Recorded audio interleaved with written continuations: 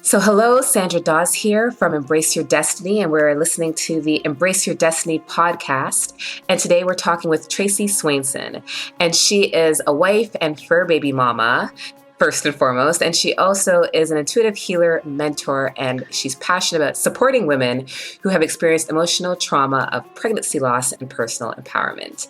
And she brings healing both on the spiritual and physical bodies through intimate, sacred, supportive, one-on-one sessions.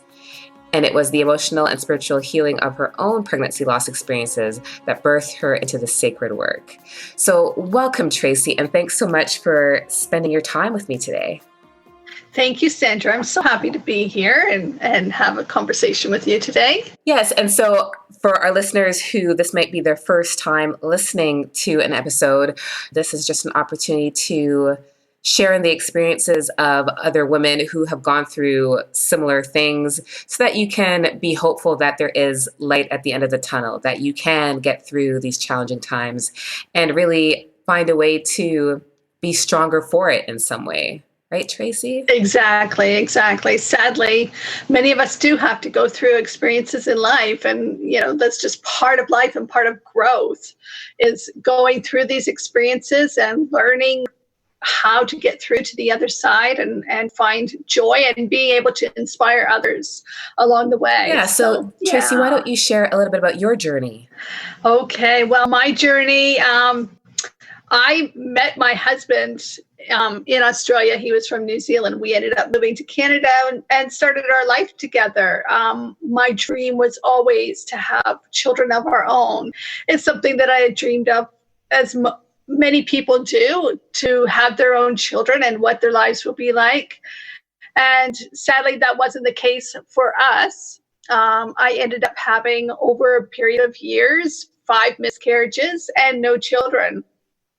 And that was an experience that I really lost a real sense of myself. I really became disconnected from who I was because I lived in this deep, deep sadness of always comparing myself to other women who I thought could easily have children. And they had the joy and the laughter and they had everything that I wanted. And so I was constantly comparing myself to other women and making myself feel like I didn't compare. I couldn't. What kind of woman was I that I couldn't have children? That's something your body is supposed to be able to do as a woman. So I thought, right, it wasn't meant for us. And so that was the beginning of our journey in healing all this. Now, did you ever feel like you were being punished in some sort of way? Because I know when I was going through my challenging times, I did feel at times that I was being punished for something. What? I don't know. But sometimes I did feel like I was paying for unknown sins. Yeah, I don't know that I really felt that way, but I certainly did I really felt like I was less than a woman. I felt like I was I didn't feel like I was deserving. I felt like I didn't deserve my husband. I didn't deserve the life we had. And I really punished myself deeply with a lot of negative self-talk and self-belief, and really, truly became disconnected from the whole person that we're meant to be. It was a real struggle. So how did you find your way through it? It took a long, long time. I really held on to it. I held on to it like a baby holds its blankie.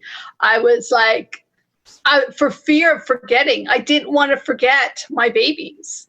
And I thought as long as I could feel the pain, feel the hurt, feel the sorrow, as long as I could feel all of that, then I thought that's honoring my children that nobody else knew I even had.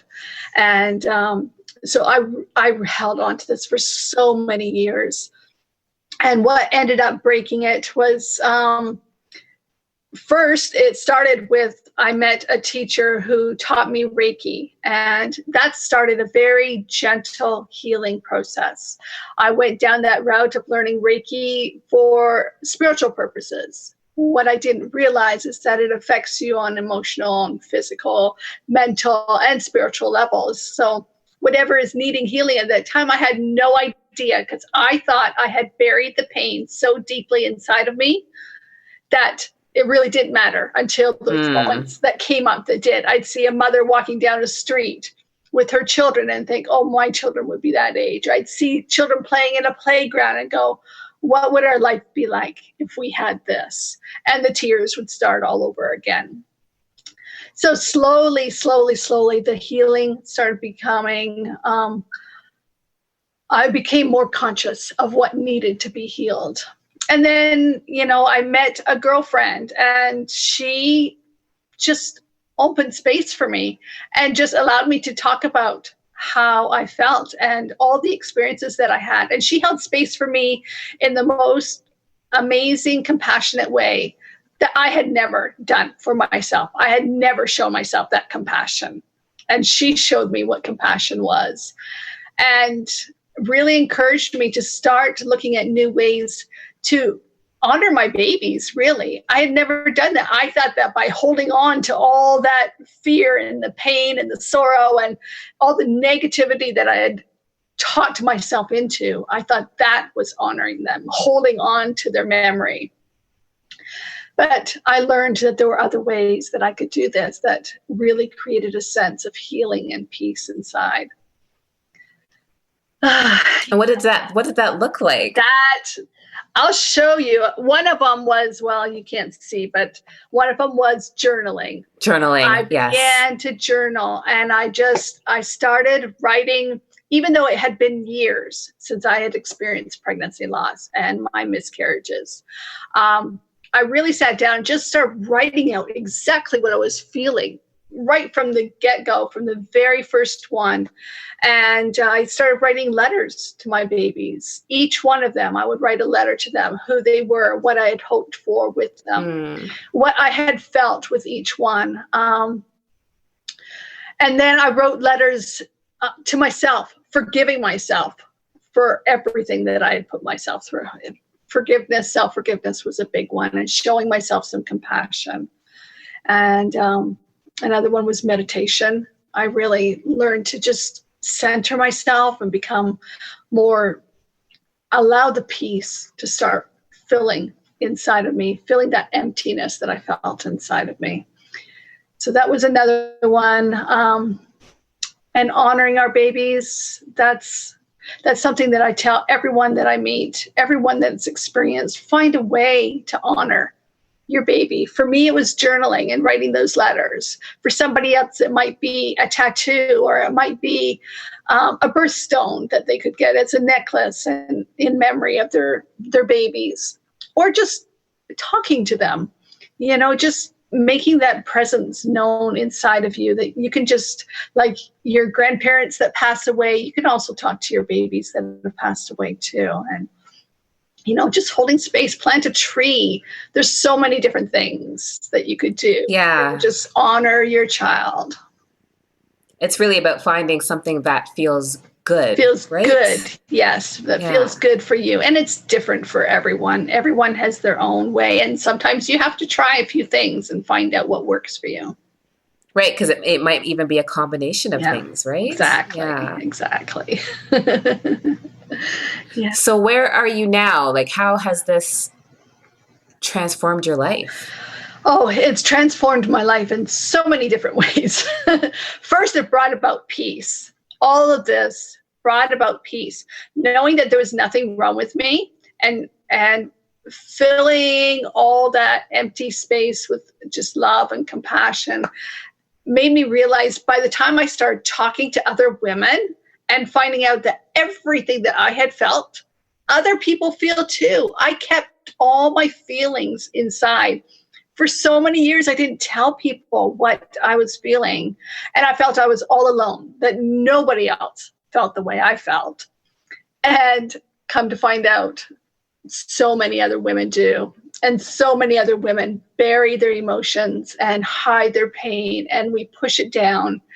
And it creates blocks in our life. We end up pushing people away. I found that I was afraid to trust other people because I thought if they really knew how I felt about myself, that they would probably feel that way about me too.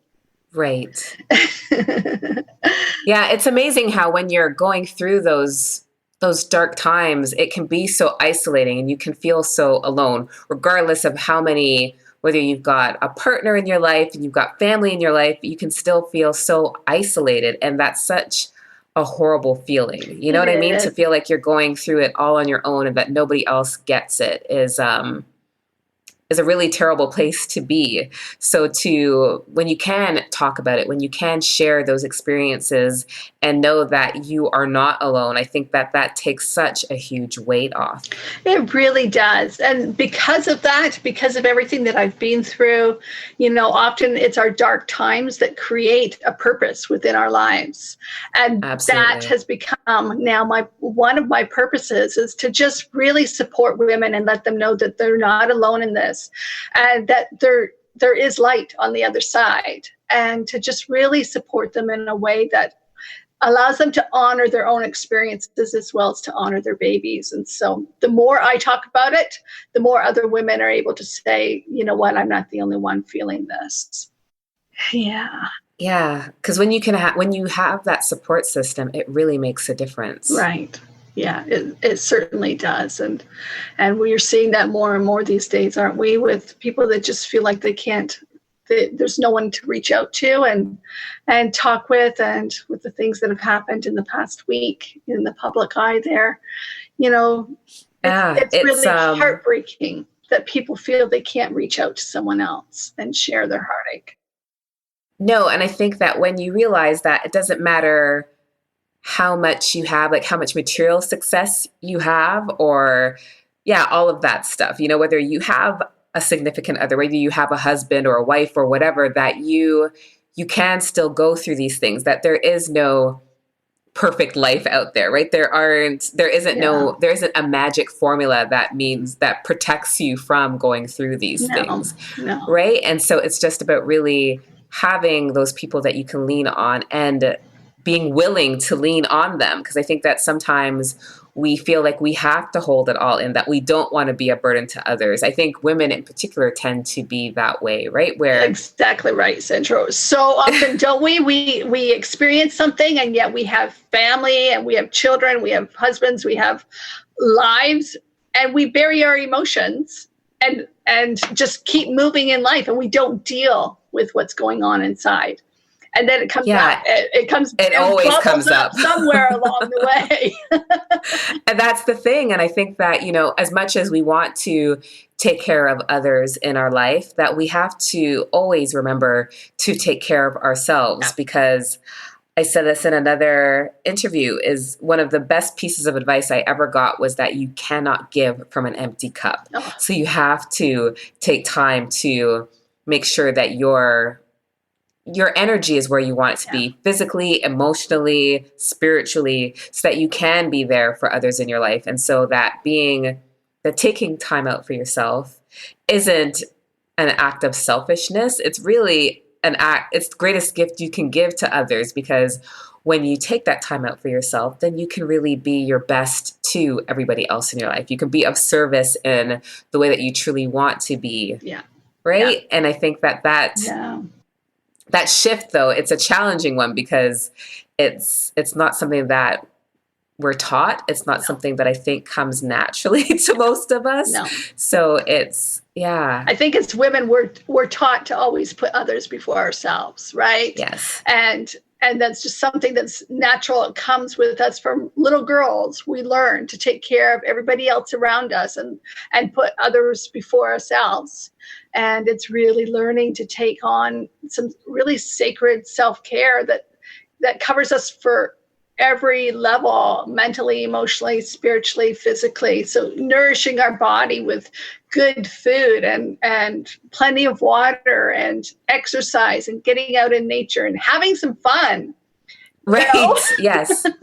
It covers. I don't think we make enough time for that. No. Right? To just be joyful or happy for no reason, right? To just have a good belly laugh and Yeah, I pulled a card this morning just before we started, and its message was play. Go have fun. Right. And I think that when you can find a way to bring joy to even making your bed or washing the dishes. You know what I mean? That it makes life flow a lot easier and be a lot lighter. It really, really does. And you just mentioning that word joy, that's the word that came bubbling up for me right in the beginning when all of this was happening. And I felt like I didn't know why, but my heart just kept saying, I just want joy. I need some joy in my life. And joy was the word that my soul was craving, not the word, it was the emotion that my soul was craving at that time. And little did I know, I really did not know at that time that it was the healing of the pregnancy loss that was bubbling up that needed to be healed for me to begin to feel that joy. So whatever it is for anybody, we all have these experiences that, we need to find peace with our past, and in finding that peace, then the joy comes from that. Absolutely. And so, Tracey, what would you say is the biggest lesson that you've learned from this experience? One of the biggest lessons for me would be the importance of the sacred self-care. That's something that I never gave myself all those years, was really taking good care of myself and really not to be afraid to shine a light on where you feel that deep sadness, because in that comes love and joy and peace. And to reach out to somebody. If you're feeling low, if you're feeling depressed or anxious, there's so many different things, but reach out. If you can reach out to your husband or a best friend or your mother, or go see somebody professionally that you need to see, go see somebody and talk to them. Because as soon as you begin to talk, then that creates a brand new space for you to open up and begin to heal. And it's so, so important. We're not alone. Nobody's alone in all this. No. Even when you feel alone, you're not alone. That's right. Yeah. Yeah. I feel like when I first went to talk to a therapist after my dad died, it was such a weight was lifted even after the first session, because it was just so nice to talk to somebody who wasn't emotionally invested in the situation, who could look at it, with complete detachment and tell you that what you were feeling was okay. Do you know what I mean? Because I feel like at that point in my life, I thought that I was going crazy. And I think that because, there were people in my life who didn't understand what I was going through, it constantly made me think that there was something wrong with me for feeling the way that I was feeling. And so to talk to somebody who wasn't just telling me that I was okay because they were a friend or a family member, but could honestly say from a professional perspective, that what I was feeling is okay. It is natural, and I think that that was such a big thing. And I think that the other thing that I've learned is that even when you're feeling those negative feelings, when you're in that darkness, it's a place that we're visiting, right? We don't have to live there. That's huge. That right there is so huge. It really is. And it really takes a lot of courage to step out of that dark space that we're in and say, I need help.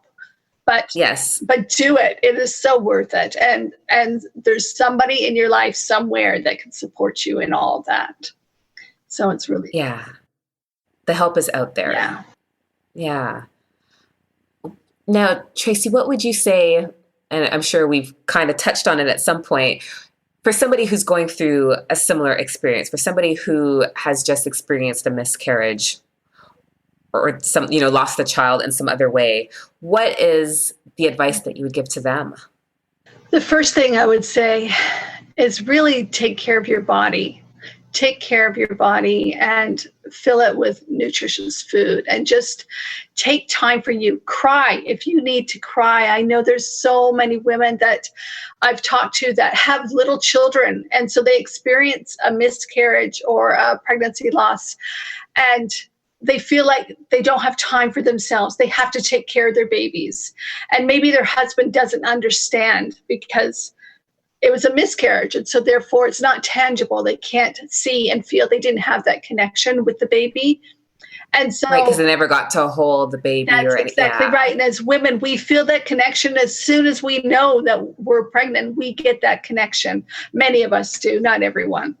But for the husband or the partner, it's not always that way. They don't always get the same feelings that we do. So really make time to cry. It's so important. I've heard so many women say that they didn't even get time to cry because they just had to get on with life and take care of. Right. They went on automatic pilot. Yep, exactly. And then it can follow you 20 years later, 30 years later. It will come bubbling up in some form, and you're going to have to deal with it then. So just make time for yourself.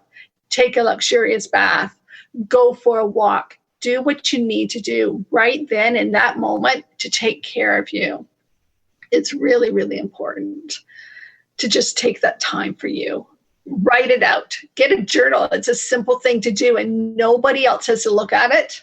It's just for you. For you, yeah. Yeah. And there's another thing that I learned many years later.